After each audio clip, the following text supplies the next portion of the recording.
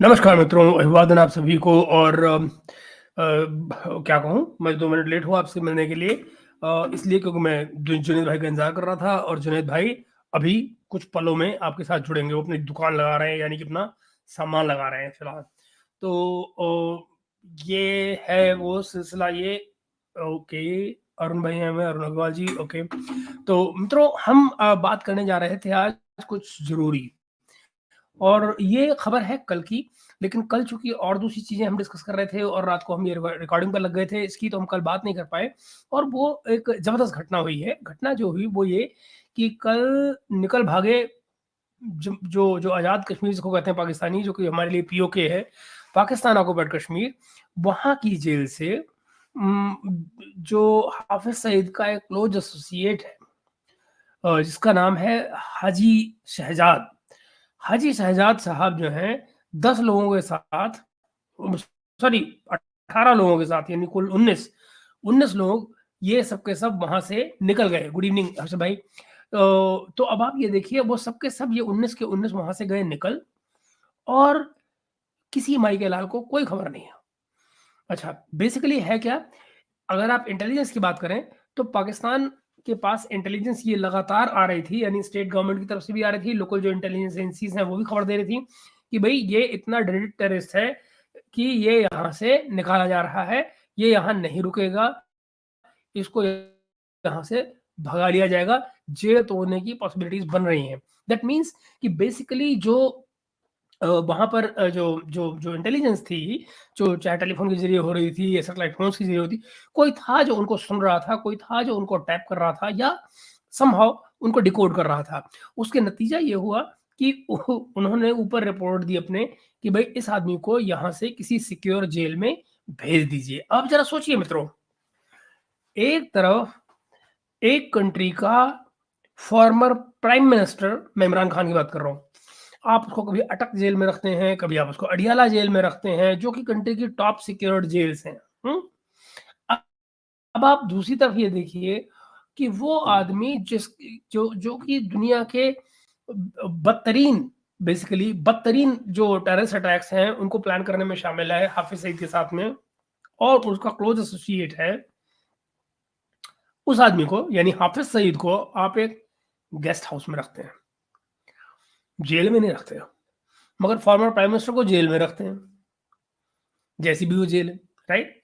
यहाँ पर हाफिज सईद का जो एसोसिएट है, अब उसको ये जो पीओके की जेल से भगाया गया है या भागा भागा है, जो भी है, उसको बताया जा रहा है कि वो भाग गया। कैसे भाग गया जी?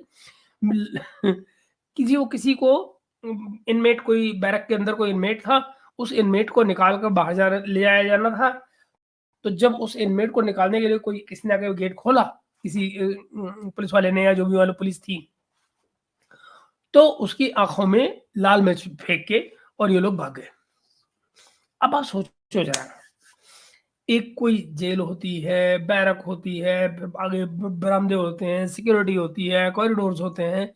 जरा सोचो कि ये 18-19 लोग एक आदमी की लाल मिर्च में फेंक के कैसे भाग गए? एक बात। दूसरी बात, लाल मिर्च भला कैदियों के पास कोई आती कैसे होगी? समझाओ मुझे। तो मतलब ऐसी ऊल-जुलूल हरकतें हैं। आप ये देखिए कि समझ नहीं आता कि ये हो क्यों रहा है? क्यों हो रहा है? हम इस पे बात करते हैं। और बात ये मित्रों कि इस जहाँ पर ये जेल है आज़ाद कश्मीर में, उससे कुछ ही दूर पर एक मस्जिद है, और उस मस्जिद पर अ, एक वो जो हम क्या कहते हैं उनको, जो हमारे नामालूम अफराद, बेसिकली अननोन गनमैन, उन्होंने अज्ञात बंदूकधारी, तो जो अज्ञात बंदूकधारी हैं, उन्होंने वहाँ किसी ऐसे ही आदमी को, इन्हीं के जैसे भाई-बंध को इनके ठोक दिया था वहाँ पर, बगल वाली मस्जिद में। यानी जेल के पास ही बनी हुई मस्जिद में, उसी इलाके में। तो इन लोगों को डर ये भी था कि भाई, अच्छा, इसकी इसकी सज़ा-वज़ा हो चुकी थी, सज़ा कंप्लीट हो चुकी थी, फिर भी जेल में बैठा हुआ था। तो ये जो गाज़ी शहजाद है, तो जेल में क्यों बैठा हुआ था, ज़रा सोचो मित्रों? जेल में इसलिए बैठा हुआ था कि बाहर निकलने में खतरा था। बाहर निकले, कोई ठोक दे, तो उस मैं आपको क्या बताऊँ? जुनैद भाई आने वाले हैं, तो बस थोड़ी देर में आपका इंतज़ार खत्म होता है। तो मित्रों, जब ये पता लगा कि भई बाहर इस तरह से मारा जा रहा है, तो इसने ये कहा कि भाई साहब, मेरी जेल की चाहे सज़ा खत्म हो गई है, पर मैं रहूँ जेल के अंदर ही, मुझे यहीं पड़ा रहने दो, कोई बात नहीं, मैं नहीं जा रहा कहीं। अच्छा, अब फाइनली यहाँ से निकाला क्यों गया? क्योंकि डाउट ये भी होने लग गया कि भैया मारने वाले तो जेल के अंदर भी आ सकते हैं तुझे। तो फिर क्या फ़ायदा हुआ? फिर ये फ़ायदा हुआ कि भई अगर इसको भगा दिया जाए, तो इसकी आइडेंटिटी, इसकी लोकेशन सब अननोन हो जाएगी। बंदा हो जाएगा ऑन हिज़ ओन। आज़ाद पंछी उड़ रहा है कहीं भी जाए उड़ के, कौन जाने। तो ये जो गाज़ी शहजाद साहब हैं, ये अपने इन तमाम साथियों के साथ में गए उड़। अब वो उड़ के कहाँ गए? या तो वो किसी को पता लगेगा कि भई वो जो अज्ञात गनमैन है, अननोन गनमैन, उन्होंने पकड़ लिया, और या फिर कुछ और, ऐसा ही कुछ। एक एक पक्ष और है इसका, जो हमें समझना चाहिए, और वो दूसरा वो पक्ष क्या है? ये भी एक पॉसिबिलिटी है कि इसको जानबूझकर भगाया गया हो। जानबूझकर इसलिए भगाया गया हो कि भई एक एक जो चचा जान हैं अपने, क्या नाम है उनका? हाफ़िज़ सईद, वो तो रेस्ट हाउस में है, अपने रह रहे हैं, जो जो सो कॉल्ड जेल जो उनकी है, रेस्ट हाउस, तो उनको वहाँ रखा हुआ है। क्या ये नहीं पॉसिबिलिटी हो सकती है कि इस किस्म के तत्वों को जो छोड़ा जा रहा है, इस किस्म के एलिमेंट्स को छोड़ा जा रहा है? ना भूलिए कि जब से आर्मी चीफ आए हैं नए, पाकिस्तान के नए आर्मी चीफ जब से आए हैं, यानी हाफ़िज़ सईद साहब, हाफ़िज़ मुनीर, ये हाफ़िज़ कुरान भी हैं, जब से आए हैं, आप ये देखिए कश्मीर में इन्फिल्ट्रेशन बढ़ा है। यानी बाजवा जब तक था, तो ये रुक गया था, क्योंकि बाजवा ने खुद एक एग्रीमेंट किया था इंडिया के साथ में। आपको याद होगा, जो मोईद यूसुफ इनका नेशनल सिक्योरिटी एडवाइजर था, पाकिस्तान का मोईद यूसुफ, उसने लंका में हमारे यहाँ के एनएसए से मुलाकात करके चीज़ें तय की थी, और उसके बाद में एक एग्रीमेंट हुआ था, जिसके चलते बॉर्डर पर क्रॉस बॉर्डर जो फायरिंग है वो रुक गई थी। लेकिन उसके बाद में जब से, और इन्फिल्ट्रेशन भी रुक गई थी, लेकिन जब से ये नए आर्मी चीफ आए हैं, तब से ये सिलसिला एक बार फिर से चल निकला है, और ये जब से चल निकला है, आगे बढ़ रहा है। माना ये जाता है कि चूंकि आर्मी चीफ की अपनी पोजीशन बहुत अच्छी नहीं है आर्मी के अंदर, तो जो कश्मीर वाला कार्ड है, इसको खेला जाता है अपनी पोजीशन को मजबूत करने के लिए। तो ये कार्ड उन्होंने पहले दिन से ही खेल रखा है, और अब हालत ये है कि अच्छा, ये भी है कि ना ही मान लीजिए पोजीशन ना मजबूत उनकी खराब हो, आर्मी चीफ की पोजीशन खराब ना हो, लेकिन उसके बावजूद ये इसलिए भी चीज़ें कर सकते हैं क्योंकि ये हाफ़िज़ कुरान है। ये हाफ़िज़ कुरान है, इनको, और अभी आपको याद हो, जब मैं आपको बहुत बार बताता रहा हूँ कि जनवरी के 3rd वीक में इन्होंने एक स्टूडेंट्स के इंटरेक्शन के दौरान ये बात कही थी कि हिंदुस्तान के साथ पीस नहीं हो सकती है, ये हमारे रिवायती हरीफ हैं, हमें तो लड़ना ही लड़ना है इनसे। तो क्या ये पॉसिबिलिटी नहीं हो सकती है कि गाज़ी शहजाद जैसे लोगों को छोड़ा जब जाता है 18-19 लोगों के साथ में, कि किसी नए अटैक की तैयारी हो रही हो? चाहे फिर वो अटैक मित्रों कश्मीर में ही क्यों ना हो रहा हो, या भारत के किसी और हिस्से में हो रहा हो, तो आप इससे अंदाजा लगाइए। लीजिए, हमारे जुनैद भाई भी आ गए हैं, तो लीजिए जुनैद भाई, वेलकम नमस्कार जी। आपको, और नमस्कार। नमस्कार, वेलकम, लोग आपका इंतजार कर रहे हैं। तो मित्रों, ये सिलसिला जो है ना, कि पॉसिबिलिटी तो ये भी बनती है कि वो कश्मीर में अटैक के लिए उसको तैयार किया जा रहा हो, इसके लिए उसको रिहा किया गया हो, क्योंकि मैं इसको सीधा-सीधा भागना नहीं समझता। न तो जेल के कैदियों के पास कहीं से लाल मिर्च आने की उम्मीद होती है, अनलेस कि उनको प्रोवाइड की जाए, ना ही ये कोई पॉसिबिलिटी होती है कि कोई एक आदमी के आँख में लाल मिर्च डाल देगा और उसके बाद में वो भाग जाएगा। मतलब ये तो है नहीं कि कोई होस्टेज ड्रामा चल रहा था, एक आदमी था जिसने कमरा बंद कर रखा था और उस कमरे में सारे के सारे बंद थे। भई पुलिस एक जेल है, तो उसमें तो सैकड़ों पुलिस वाले होते हैं भई। हंड्रेड्स ऑफ पुलिस वाले होंगे, तो कोई भाग कैसे सकता है इस तरह से? तो ये मुझे सीधे-सीधे लगता है कि कहीं न कहीं ये मसला, इनको, ये भागा नहीं है पहली बात, इसको भगाया गया है, और अगर भगाया गया है, ये हम मान लेते हैं भगाया गया है, तो फिर इसके अपने पर्पसेज़ हैं। ये बिना पर्पस के नहीं हो सकता है कि कोई इनको भगाया जाएगा। तो पॉसिबिलिटीज़ क्या होती हैं? भई या तो आगे-पीछे, देर-सवेर कहीं न कहीं कोई योजना बन रही है भारत पर अटैक करने की, या कश्मीर में अटैक करने की। क्योंकि कश्मीर को डिस्टर्ब रखना एक एक एम है पाकिस्तानी फ़ौज का। क्योंकि बिना कश्मीर को डिस्टर्ब किए हुए ये 370 और 35 एक ही बात दोबारा से कर नहीं पाएंगे कहीं पर, अब तक नहीं कर पाए हैं। सऊदी अरब को उन्होंने कह के देख लिया, कतर को कह के देख लिया, मिडिल ईस्ट की तमाम कंट्रीज को कह के देख लिया, किसी ने ना फॉरेन जो इनकी वो है ओआईसी की ना फॉरेन मिनिस्टर्स की मीटिंग बुलाई, ना अदरवाइज किसी ने किसी तरह की कोई मीटिंग नहीं बुलाई। सो मच सो कि अभी जो कुछ मीटिंग्स हुई थी इनकी जो जो मिडिल ईस्ट में, वहां पर कश्मीर के डर के मारे पाकिस्तान को बुलाया ही नहीं गया। उन्होंने कहा भाई इसको कोई भी मंच मिलेगा इसे कश्मीर कश्मीर गाना शुरू कर देना, हमने बात कोई और करनी होगी, ये कश्मीर कश्मीर का ढोल पीटते रहेंगे। तो उन्होंने कहा बुलाओ ही मत। तो मतलब ये परिस्थिति यहाँ तक पहुंची हुई है। तो मुझे सीरियसली लगता है कि this is not a simple act of jail से भागने का, इसके पीछे कहानी है। और कहानी ये पॉसिबिलिटीज लॉजिकली दो ही बनती हैं। एक कि भाई उसको अपनी जान के लाने पड़े हुए थे, क्योंकि देखिए ये जान के लाने पड़े तो बात तो क्लियर है ना कि अगले की सजा पूरी हो चुकी है, फिर भी जेल में बैठा हुआ कि मैं नहीं आता बाहर मैं तो यही ठीक हूँ, मुझे मत भेजो बाहर। और फिर वो अचानक तब भाग रहा है जब कुछ टाइम पहले भी उसी जेल के पास मौजूद मस्जिद में उनका एक साथी मारा गया जो पहले कश्मीर में एक्टिव था। और वो मारा किसने? वही अननोन गनमैन ने। तो फिर अब चिंता दोनों पार्टियों को लगी होगी, जो रख रहे हैं और जो रखा हुआ है, दोनों को ही चिंता ये लगी कि भाई कहीं जेल के अंदर ही ना ठोक दिया जाए मुझे। तो उन्होंने कहा चलो भाई अगर ये निकल जाता है, जेल से भागता है, तो इसकी लोकेशन ट्रैक करते हैं और वही इसको ट्रैक करनी है, क्योंकि पुलिस वालों ने अपने हाथ धो लिए कि भाई हमें तो पता ही नहीं कहाँ गया। और दूसरी तरफ अगला जो है वो कहाँ जाएगा कहाँ नहीं जाएगा कौन जाने, और अचानक किस फॉर्म में बाहर आएगा, कौन सा अटैक करता हुआ पकड़ा जाएगा या मारा जाएगा, कौन जाने। तो ये सिलसिले हैं मित्रों। जो बाकी जुनेद भाई सबसे पहले वेलकम, एक लंबी ट्रिप के बाद आप आए नॉर्थ ईस्ट की, गजब की नॉर्थ सिक्किम बढ़िया घूम कर एडवेंचरस जर्नी करके आए आप। तो स्वागत, बताएं। महेश जी आपका बहुत बहुत धन्यवाद, और आप सभी का बहुत बहुत धन्यवाद जिन्होंने मुझे नमस्कार किया, वेलकम कर रहे हैं। तो मैं सभी को एक साथ तो रिप्लाई नहीं कर पाऊँगा, क्योंकि अब थोड़ा-सा हमें समय की मर्यादा का भी ख़्याल रखना पड़ेगा और कोशिश करना पड़ेगा कि हम कम से कम में ज़्यादा दे पाएँ, ठीक है? तो कंटेंट इम्पोर्टेंट होना चाहिए, बिल्कुल उस पॉइंट ऑफ व्यू से हम कोशिश करेंगे काम करें, ठीक है?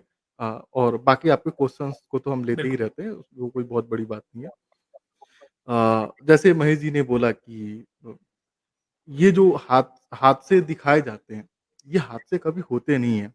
राजनीति में कभी भी कोई हादसा, हादसा नहीं होता, लेकिन हादसों में राजनीति ज़रूर होते हैं, ठीक है? एक हादसा आज ही के दिन हाथरस में भी हुआ, और बहुत दुर्भाग्य,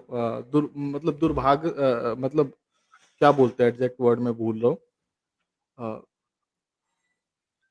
मतलब मन को पीड़ा हुई, और हाथरस वो जगह है जहाँ पे मैं कई दफ़ा जा चुका हूँ, और उसके आस-पास के इलाकों में मैंने काफ़ी ट्रैवल किया है, ठीक है? बहुत अच्छे लोग हैं, बहुत प्यारे लोग हैं, ठीक है? और आज भी बहुत डाउन टू अर्थ है वहाँ के लोग, हाथरस के। और ये इंसिडेंट हुआ, और वहाँ पे 1 लाख के आस-पास लोगों की भीड़ जुटी हुई थी, और मैं एक बंदे को जानता हूँ जो मेरा काफ़ी क्लोज़ है, हाँ, जिसकी फैमिली से कुछ लोग गए थे, और लकीली वो बच गए। एंड आई होप कि जो लोग घायल हैं वो जल्दी से जल्दी ठीक हो, अपने घर को जाएँ। लेकिन अगर आप डीप डाउन जाओगे, और मैं कोई र्यूमर क्रिएट नहीं करना चाहता, क्योंकि शासन-प्रशासन फिर मेरे पीछे पड़ जाएगा कि आप स्पेकुलेशन क्यों क्रिएट कर रहे हो। तो आपको कहीं न कहीं एक पावर का एंगल भी थोड़ा देर के मिलेगा। जो इंसिडेंट हुआ है कि जब ये दोपहर के टाइम पे जब ये कार्यक्रम खत्म हो रहा था, तो वो जो महाराज हैं, जिनका नाम कोई शिव जी के नाम पे है उनका नाम। तो पहले लोगों को लगा कि शिव जी को लेके कोई प्रोग्राम था। तो जब वो जा रहे थे तो कई लोग अचानक उनके पास आ गए, उनका आशीर्वाद लेने के लिए, ठीक है? और उनकी सिक्योरिटी जो है, वो जो बाबा साहब हैं, उन्होंने उसको रोकने की कोशिश की। अ, इसी क्रम में थोड़ी देर के लिए बिजली भी कटी, उमस भी बढ़ी। तो ये कई चीज़ें एक साथ हुई, जिसकी वजह से ये सारा भगदड़ और सारा प्रकट हुआ, और अ, ये दुर्भाग्य है इस देश का कि इतने लोगों की जान गई, क्योंकि ये सारा मिसमैनेजमेंट की वजह से हुआ था।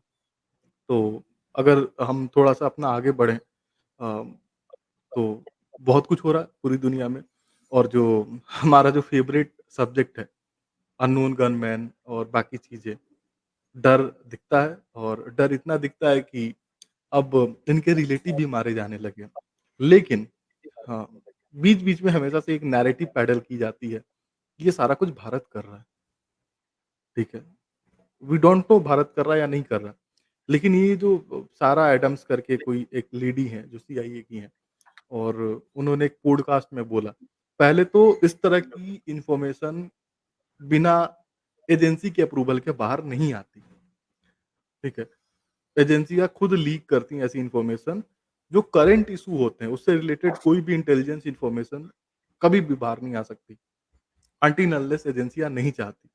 ठीक है, तो उन्होंने प्रॉपर प्लान किया होगा, वो सारा इंटरव्यू क्राफ्ट किया गया होगा और उसके बेसिस पे वो इन्फॉर्मेशन पास ऑन किया गया, ठीक है। यूएसए के जो एनएसए हैं, वो कुछ दिन पहले भी बोल रहे थे एक दफ़ा कि वो सीसी-1 कौन है, उसको एक्सपोज़ करेंगे, जो क्या नाम है, निखिल गुप्ता वाले प्रकरण में। तो कहीं न कहीं भारत को दबाव में लाने की कोशिश तो की जा रही है। लेकिन ये जो अफ़गानिस्तान का जो नेक्सस क्रिएट करने की कोशिश की गई, बोले गए कि 10 मिलियन हम दे रहे हैं और ये सारा कुछ हो रहा है।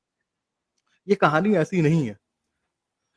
इसको भारत के पर्सपेक्टिव से भले देखा जा रहा हो, लेकिन इसको थोड़ी देर के लिए अफ़गानिस्तान के पर्सपेक्टिव से देखना चाहिए, ठीक है? थोड़ी देर के लिए अगर हम और आप भूल जाएँ कि भारत अफ़गानिस्तान को पैसा दे रहा है या तालिबान को पैसे दे रहा है या अननोन गनमैन के प्रकरण के लिए थोड़ी देर के लिए भूल जाते हैं। तालिबान क्यों करा रहा है? ठीक है? अ, ऐसी क्या उनकी मजबूरी है या ज़रूरत है? क्या उनको पैसे की ऐसी लालसा है कि वो कर रहे हैं? या उनकी सिक्योरिटी से रिलेटेड ये चीज़ें हैं? हम पास्ट में जानते हैं कि आईएस उनके लिए एक बहुत बड़ा खतरा है और ता आज की तालिबान रेजिम इस बात को बहुत अच्छे से जानती है कि इस रीजन में आईएस और कहीं से नहीं आ सकता, ईरान से नहीं आ सकता, फिज़िबल नहीं है, ठीक है? सिर्फ़ वो पाकिस्तान के ज़रिए आ सकता है।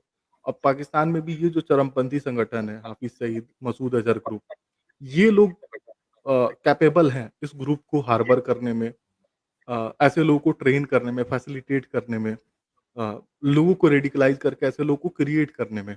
और हम सबको पता है कि पास्ट में एक ऐसा इंसिडेंट हुआ था जिसमें मतलब लोगों को पब्लिकली नहीं पता, हाफ़िज़ सईद ने कुछ लोग भेजे थे अफ़गानिस्तान में, जिसे तालिबान की रेजिम ने पकड़ा था। और पकड़ के इतना टॉर्चर किया था, फिर उसको मार भी दिया था। उसकी कब्र है, सब कुछ है और उसके डॉक्यूमेंट्स उन्होंने शेयर किए थे भारत के जो डिप्लोमैटिक सर्कल में उनके डॉक्यूमेंट्स शेयर किए थे कि ये फला-फला करके बंदा था जो हाफ़िज़ सईद ने भेजा था, कि अपनी डेप्थ क्रिएट करे अफ़गानिस्तान में और आईएसआईएस को फैसिलिटेट करने के लिए अपने सेटअप बना सके। तो तालिबान को रेजिम को खतरा है इस तरह की जो चरमपंथी संगठन है और उसको वो एलिमिनेट कर रहे हैं। और वो जो भी कर रहे हैं वो अपनी सिक्योरिटी के लिए कर रहे हैं। लेकिन इसमें भारत का नाम लेना मैं नहीं समझता कि इसमें कोई बहुत ज़्यादा सच्चाई है। थोड़ी बहुत हो पॉसिबिलिटी है कि हमने थोड़ी बहुत इन्फॉर्मेशन या इस तरह की चीज़ें की हों, वो पॉसिबल है।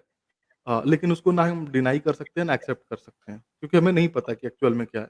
लेकिन ये जो नैरेटिव पैडल किया जा रहा है कि भारत के कहने पे अफ़गानिस्तान कर रहा है, ये ऐसा होता नहीं है। एक शेयर्ड इंटरेस्ट हो सकता है, एक म्यूचुअल इंटरेस्ट हो सकता है। लेकिन म्यूचुअल इंटरेस्ट और शेयर इंटरेस्ट होने की वजह से ही 2 लोग दोस्त नहीं हो जाते कभी भी, ठीक है? उनकी अपनी मजबूरियाँ हैं, उनकी अपनी प्रॉब्लम्स है जिसकी वजह से वो सारा कुछ कर रहे हैं। अब थोड़ा-सा अगर मैं नीचे आऊँ अपने कश्मीर की तरफ, भारत की तरफ, तो जिस वक़्त मैं जा रहा था 4 या 5 तारीख के आस-पास, उस टाइम में कश्मीर में अचानक से जम्मू वाले रीजन में आतंकवादी हमला होना शुरू हो गया था। और बहुत मतलब बहुत देख के बुरा लग रहा था और उस वक़्त हाई स्पेकुलेशन था कि सर्जिकल स्ट्राइक होगी और उस टाइम फ्रेम में मेरी कुछ लोगों से बात हुई तो उनका कहना था कि पीएमओ में बहुत ज़्यादा गुस्सा है और वो बहुत ज़्यादा कुछ सीरियस करने की तैयारी कर रहे हैं। तो मैं पर्सनली कॉन्फिडेंट था कि ये सीरियस कुछ भी होगा लेकिन बॉर्डर क्रॉस करके नहीं होगा। तो अभी जो हो रहा है, कोई ब्रिगेडियर चला जा रहा है, कोई किसी का रिलेटिव चला जा रहा है। लेकिन वो भी रिलेटिव ऐसा नहीं जिसका इस तरह की एक्टिविटी से कोई लेना-देना ना हो। अगर आप इनोसेंट हैं, आप हाफ़िज़ सईद के बेटे ही क्यों ना हो, आपको कुछ नहीं होगा। लेकिन अगर आप इस तरह की एक्टिविटी में इंडल्ज हैं, हल्का-फुल्का भी, तो आपका नंबर आएगा। तो ये सारा कुछ प्रकरण अचानक शुरू हो गया और कहीं न कहीं किसी ने ये डिसीज़न लिया है कि अगर एक आम भारतीय उसके परिवार के लोग परिजन मर रहे हैं, उनकी हत्या हो रही है। वो दर्द इनको भी महसूस होना चाहिए जब इनके भी रिलेटिव्स मरे, इनके भी लोग मरे, तो वो दर्द इन्हें भी महसूस होना चाहिए। तो हम दर्द से इस आतंकवाद का इलाज करने की कोशिश कर रहे हैं और उसी पीरियड में मैंने देखा कि बहुत सारे लोग बहुत कुछ नैरेटिव पैडल तो कर रहे थे, लेकिन कश्मीर को लेके कोई बहुत ज़्यादा कंक्रीट बातें नहीं हुई, कि एक्चुअल में ये जो सारा कुछ हो रहा है, वो हो क्यों रहा है? वो रीज़न क्यों इम्पोर्टेंट है? ठीक है, उसी रीजन में क्यों अचानक हो रहा है? वो सब बात सही है कि वहाँ से हमने अपनी फ़ोर्सेज़ को हटा के चीन के बॉर्डर के साइड भेज दिया लद्दाख में, ताकि उस रीजन में स्टेबिलिटी मेंटेन किया जा सके और वो वैक्यूम मिला तो उसको वो यूटिलाइज़ कर रहे हैं। प्रॉब्लम क्या है कि ये वो रीजन है जहाँ से आपके लिथियम रिज़र्व्स आते हैं, ठीक है? और भारत अपना लिथियम एक्सप्लोरेशन करना चाहता है और चाइनीज़ और बाकी जो भारत के जो राइवल्स हैं, वो नहीं चाहते। कि ये एक्सपेडिशन भारत करे और उस पूरे इलाके को हॉटबेड में वो कन्वर्ट करना चाहते हैं। इसलिए ये सारा कुछ हो रहा है प्रकरण। तो ये मेरा छोटी-छोटी जो चीज़ें जो मिस हो गई थी उसको कवर करने का था, तो वो मैंने कवर किया। जी, मैं जी।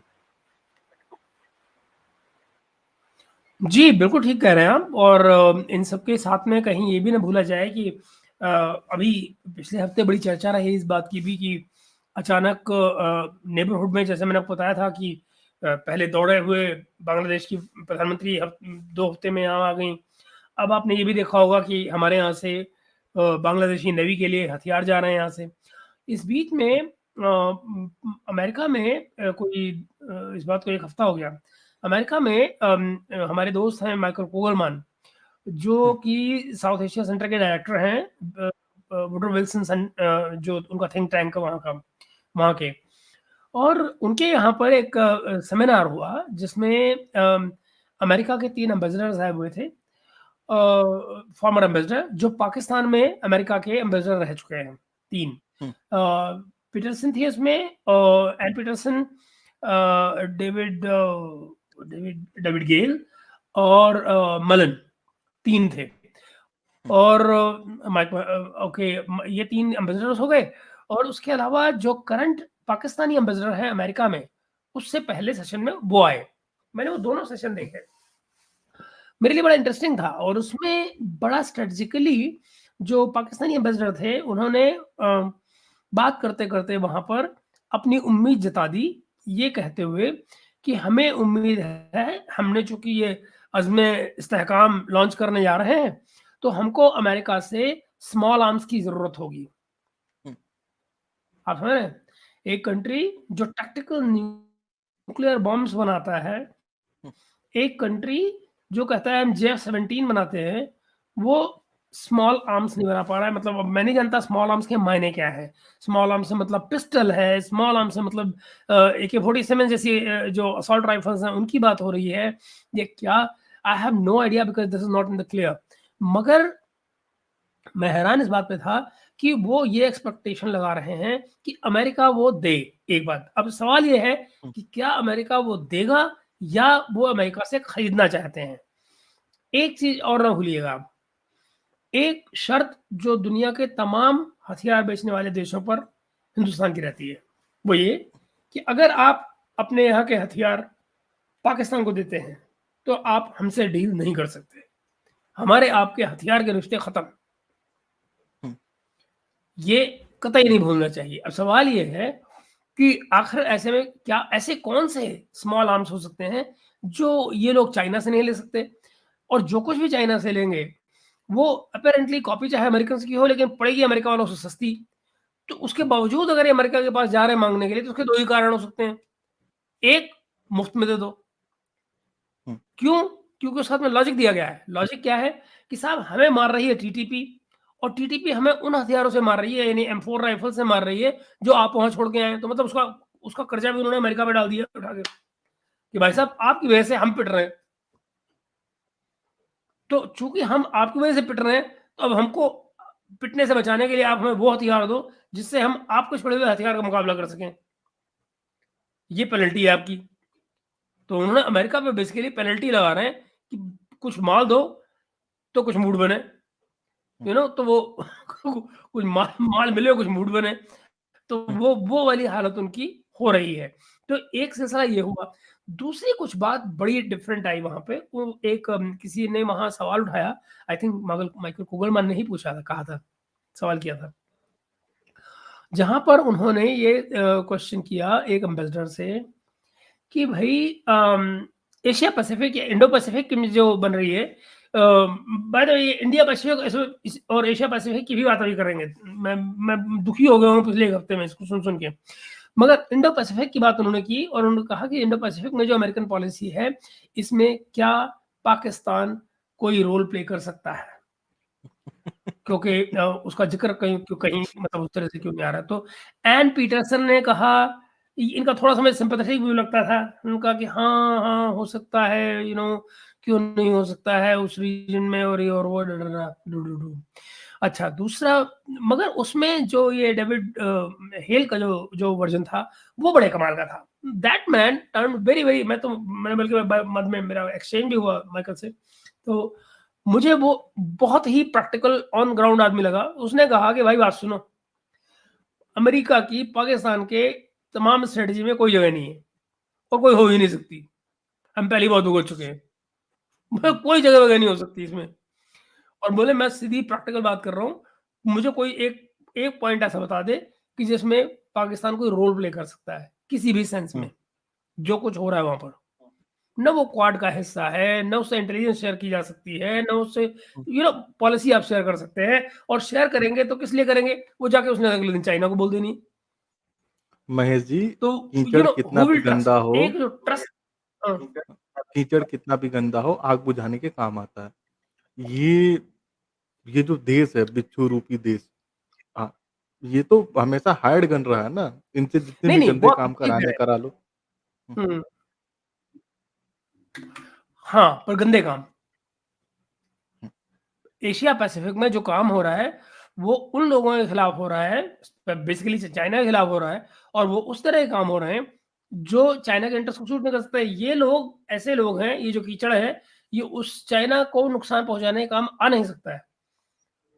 हुँ, ये इतने कर्जे में डूबे हुए हैं, और इनके हुँ, ऊपर ऐसे-ऐसे दावे हैं चाइना के, कि अगर चाइना इनके ऊपर आ गया, हुँ, तो इनके मुल्क में कोई बचेगा ही नहीं।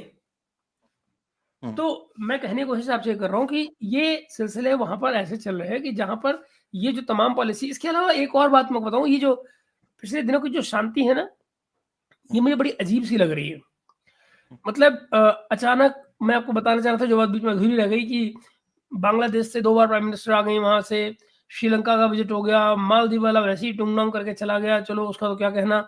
लेकिन इस बीच में इस सबके साथ फ्री होते ही अचानक जयशंकर जी खुद चले जाते हैं कतर। अब आप ज़रा सोचिए, वो उसकी डिफरेंट लोग डिफरेंट इंटरप्रिटेशन कर रहे हैं। कोई माइका लाल ये बात नहीं कर रहा दरअसल हुआ क्या है? क्यों गए हैं? किसी को नहीं पता। जयशंकर जी वहाँ जाके क्या कह रहे हैं कि नहीं, हम बायलैटरल रिलेशंस को डीपन करने के लिए आए हैं। अबे, मतलब बिना गए डीपन नहीं हो रहे थे, मतलब कोई वहाँ गड्ढा खोद के डीपन करना था हमको रिलेशंस को। मगर हुँ, कुछ है जिसकी पर्दादारी है। ऐसा हुँ, मुझे लगता है कि कुछ पक रहा है, जो अभी खाने लायक नहीं हुआ है, हुँ, मगर पक रहा है। हुँ, इसको वो उर्दू में कहते हैं देग चढ़ी हुई है, तो वो देग चढ़ी हुई है, और कुछ पक रहा है, उसमें उबल रहा है कुछ, मगर वो बाहर नहीं आ रहा है। ये जो हुँ, जुनैद ने कहा कि पीएमओ में बेचैनी थी उस वक़्त जब कश्मीर वाला अटैक हुआ था, ये बिल्कुल बेचैनी थी। पर मुझे ये ज़रूर लगता है कि ये मैं उसी उबलने की बात कर रहा हूँ, कि कुछ सुगबुगाहट आपको सुनाई देती है, कुछ कुछ कुछ उबल रहा है, मगर और कुछ पक रहा है, मगर ये है कि बाहर नहीं आ रहा है, और वो बाहर नहीं आ रहा है, इसका मतलब ये कि नहीं है कि कुछ बन नहीं रहा है, या कुछ होने वाला नहीं है। एक उसकी बात जो डोमेस्टिक उसमें भी आती है, वो ये कि जिस तरह बैकफुट पर इस समय गवर्नमेंट है, इनको फ्रंट फुट पर आने के लिए कुछ ऐसा डंडा भी चाहिए कारनामे का, जिसके बल पर ये आ जाए। क्योंकि फिलहाल बैकफुट पर मामला आया हुआ है, इसमें कोई दो राय नहीं है कि मैं कतन ना अपोजिशन के फेवर में हूँ, क्योंकि जिस किस्म की डिसरप्टिव पॉलिटिक्स आज हुई है 4 बजे, वो बड़ी घटिया किस्म की पॉलिटिक्स थी, नहीं होनी चाहिए। But at the same time मैं ये ज़रूर कहना चाहूँगा कि इस समय पर पॉलिसी डिफरेंस कहीं न कहीं कुछ हुआ है कम। और इस पर काम होने की ज़रूरत है। तो ये कुछ मुद्दे थे जो मुझे लगा, हालाँकि इन मुद्दों पर हम लोग अलग से बार-बार चर्चा करेंगे। मतलब मेरा इरादा ये है, अब जुनैद भी आ गए हैं, तो मैं भी ज़्यादा एक्टिव हो जाऊँगा। तो आदत तो ज़्यादा नहीं, एक को क्या कहते हैं, आदत नहीं, कहते हैं बुरी आदतें मुश्किल छूटती हैं। तो बुरी आदतें पड़ गई ऐसी कि भाई मतलब वो अब डेली जुनैद के साथ बैठना है, तो वो अकेले बैठने का मन नहीं करता कि यार कौन करे यार, छोड़ो गोली मारो। पिछले 1 हफ्ते में इतने टॉपिक्स इकट्ठे हो गए हैं, जिनको बेसिकली इंडिविजुअली हैंडल करने की ज़रूरत है। तो मैं इसीलिए तमाम चीज़ों को एक साथ नहीं उठा रहा हूँ आज। मैं चाहता ये हूँ कि आने वाले दिनों में मैं एक-एक करके उन सबको उठाएँ और उन पे डिटेल में बात करें, ताकि और फिर हम उन पे एक्चुअली सब्जेक्ट पे बात करें। क्योंकि होता क्या है, जुनैद भी लेट हो जाते हैं, मैं भी लेट हो जाता हूँ, शेड्यूल खराब हो जाता है, अगर हम एक-एक क्वेश्चन को लेने बैठ जाते हैं। तो आप कमेंट ज़रूर हुँ। करिए, हम लोग उसको रिस्पॉन्ड कर देंगे, सबको देख के और एक-एक को अलग से बाद में रिस्पॉन्ड कर देंगे। बट ये एक्सपेक्ट ना करें कि हम एक-एक सवाल को लेकर लाइव बैठ के आंसर करने बैठेंगे, क्योंकि उसमें फिर वो जो टाइम लगता है वो उसमें फिर हम सब्जेक्ट पे नहीं फोकस कर सकते, फिर हम क्वेश्चन आंसर में ही रह जाते हैं।